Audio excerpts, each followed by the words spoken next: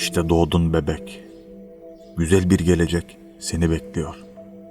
Annen koruyucu bir melek gibi etrafında dönüyor. Sana odaklanmış. Gözü senden başka hiçbir şey görmüyor. Baban o esnada senin ve annenin rahatı için telaşla sağa sola koşturuyor ve ihtiyaçlarınızı karşılamak için mücadele ediyor. Evde bir görev ayrımı yapılmış. Ablan varsa eğer seni yeni bir oyuncak bebek gibi seviyor. Anneliğe hazırlığı senin üzerinden öğreniyor. Abin varsa eğer koruma içgüdüsünü ortaya çıkarıyor ve babalığa hazırlığı senin üzerinden öğreniyor. Sen ise yavru bir bebekken bile aslında doğduğun bu dünyayı onlara öğretmeye başlıyorsun. Tatmadığı duyguları senin sayende öğreniyorlar. Tabii o esnada sen de öğrenmeye merak salmışsın. Öğrenmek ne kadar tuhaf bir duygu değil mi? İçgüdüsel olarak bununla doğuyorsun. Ya böyle bir duygu olmasaydı? Ya doğarken yemeği veya içmeyi bilmeseydin? Nereden öğrendin bunları sen? Ne muhteşem bir döngü, değil mi?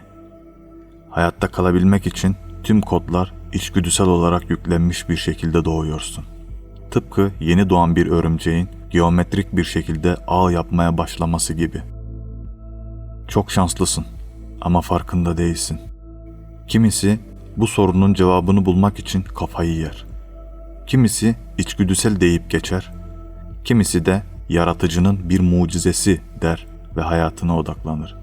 Sorgulamanın yorucu olduğunu düşünenler tarafından tembelce bir hazır cevapla üstü kapatılır ve dünya ilerlemeden durur.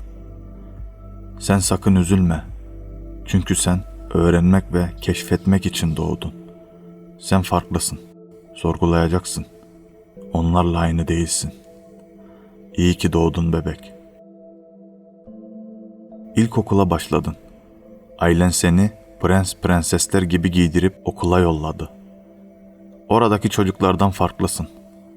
Standart bir çocuğun tavırlarından farklı davranıyorsun. Odak problemin var.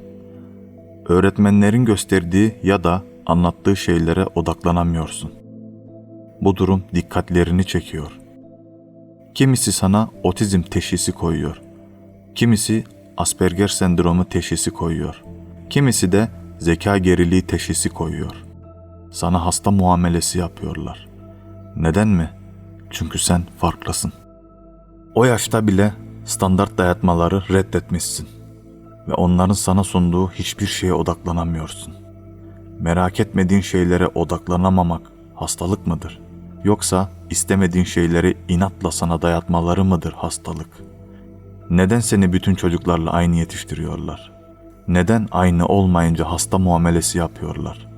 Sen bir karınca değilsin. Aynı sistemde devam edemezsin. Sen bir insansın. Farklı olabilirsin. Başka canlı türlerinde bile farklı davrananlar mevcutken. İlkokulu bitirdin. Derslerin ağırlaşmaya başladı. Kalıplaşmış eğitim sistemini dayattılar önüne. Ya sözelin ağır basar dediler, ya sayısalın ağır basar dediler.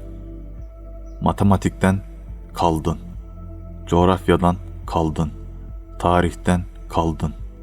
O alan ile ilgilenenler dışında günlük hayatında belki de hiç karşılaşmayacağın kimya dersinden kaldın. Sanki de çamaşırları yıkadığın deterjanın formülünü bilmek zorundaymışsın gibi sana dayatarak o dersi verdiler. Hiçbir ders dikkatini çekmemiş ve sana geri zekalı muamelesi yaparak sınıfta bıraktılar. Ömründen bir yıl çaldılar. Sonra bir daha kaldın ve bir yıl daha çaldılar. Senin hayatından 2 yıl çalmaya ne hakları var? Oysa ki senin içinde belki iyi bir marangoz olmak var. Belki iyi bir müzisyen olmak var. Okulda dayattıkları klasik müzik dersi bile dikkatini çekmemiştir ve ondan da kalmışsındır. Belki sen dünyaca ünlü bir rap sanatçısı olacaksın veya iyi bir müzik yapımcısı olacaksın. Enstrüman çalamasan da bilgisayar üzerinden iyi bir kayıt alma ustası olacaksın. Şimdi her şeyi unut. Tekrar başa dönüyoruz. Sen doğdun. Keşke doğmasaydın. İğrenç bir ailede doğdun. Küçücük bir çocuksun. Kız veya erkeksin. Bunun hiçbir önemi yok. Baban bir pedofili. yani sübyancı. Annen acımasız bir yaratık ve sabah akşam evde dayak yiyorsun. Bir baban dövüyor, bir annen dövüyor. Bunun üstüne bir de baban seni cinsel yoldan taciz ediyor. Annen de bunu hoş görüyor ve senden nefret ediyor. Abin ise en karaktersiz insan. Hırsızlık, tecavüz, gasp, muhbirlik ve pezevenklik gibi her türlü işi yapacak potansiyelde birisi. Para uğruna seni başka birine satar, pezevenkliğini bile yapar. Aynı zamanda seni hem kıskanıyor hem de senden nefret ediyor. Bundan dolayı o da seni her gün dövüyor. Evde kimse yokken ablan eve attığı sevgilisiyle senin gözünün önünde cinsel ilişkiye giriyor. Sonra seni bir odaya kilitliyorlar ve ikisi birlikte dayak atıyor. Evde herkes senin oyuncaklarını kırıyor, kağıda çizdiğin resimleri yırtıyor, aklına gelecek her türlü çirkefliği yapıyorlar. Sonra sokağa çıkıyorsun. Yaşadığın mahallede ve yürüdüğün sokakta da iğrenç bir hayat var. Yaşadığın ülke demokrasiyle yönetiliyor. Yani herkesin eşit oy hakkı var. Ve kim olursa olsun devleti yönetmeye aday olabiliyor. Bulunduğun ülkeyi yöneten kişiler, ülkendeki cahil insanların kendi oylarıyla seçtiği bencil yöneticiler. Halk cahil ve menfaat için bu canileri seçiyor.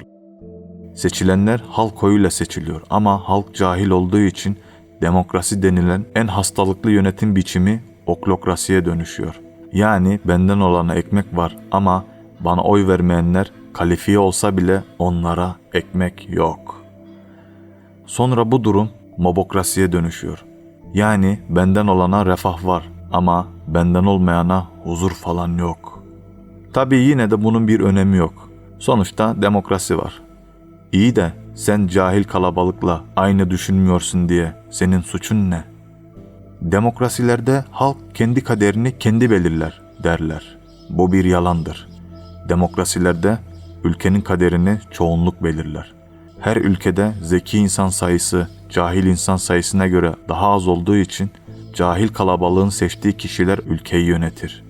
İşte demokrasinin gerçeği budur. Ülken demokratik yönetim yüzünden fakirleşmiş. İş yok ve aç kaldın. Sonra mecburen hırsızlık yaptın.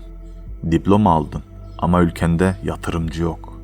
Kimisi mikro milliyetçi politikasıyla, kimisi prensliğe dönüşmüş sendikasıyla, kimisi de siyasal dinci kafasıyla ülkendeki yatırımcıları kaçırtmış. Diplomalı olmana rağmen iş bulamadın. Mecburen uyuşturucu satışına başladın.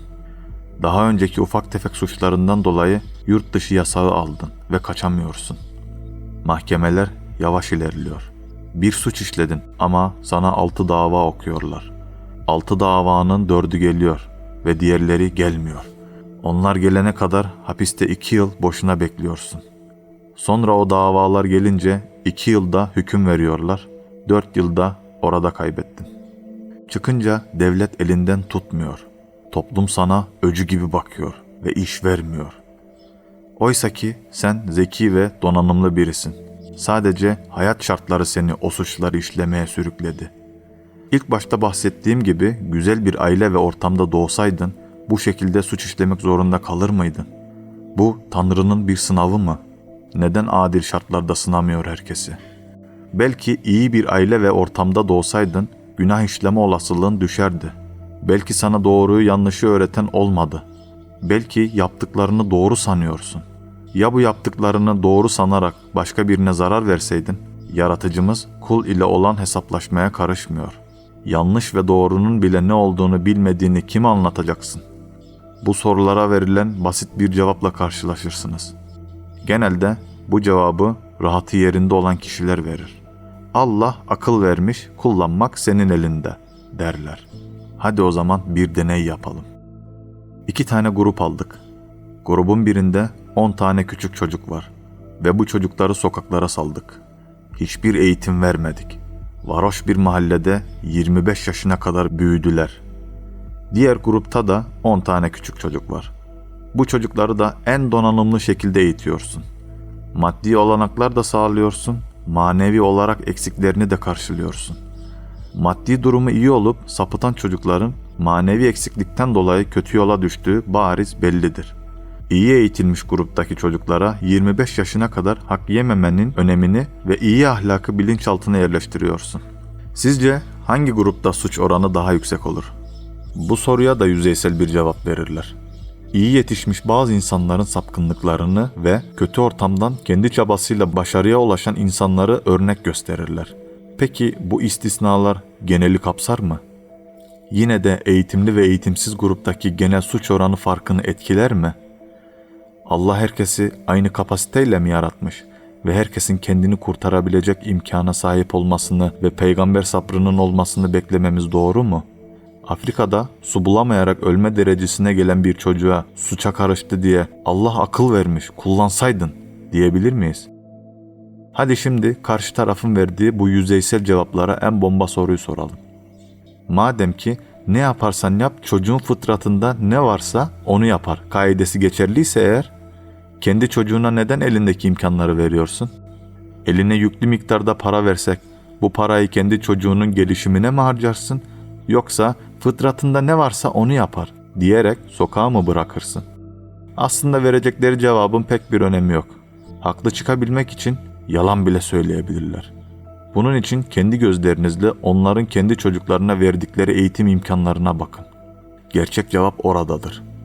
Eğer ki devlet okuluna bile yollamayıp sokağa salıyorlarsa doğru söylüyorlardır. Bu da demek oluyor ki yanlış insanla tartışıyorsun. Peki bu nasıl bir sınavdır? Coğrafya kaderdir, aile kaderdir, bulunduğun toplum kaderdir. İyi de sen doğarken sana soran oldu mu? Şimdi söyle küçük bebek. Şartların adil olmadığını biliyoruz. Kötü ortamda doğmak ve çıkış yolu bulamamak kaderinse bunun sorumlusu kim? Bu sefer iyi ki doğdun demiyorum sana. Keşke doğmasaydın bebek.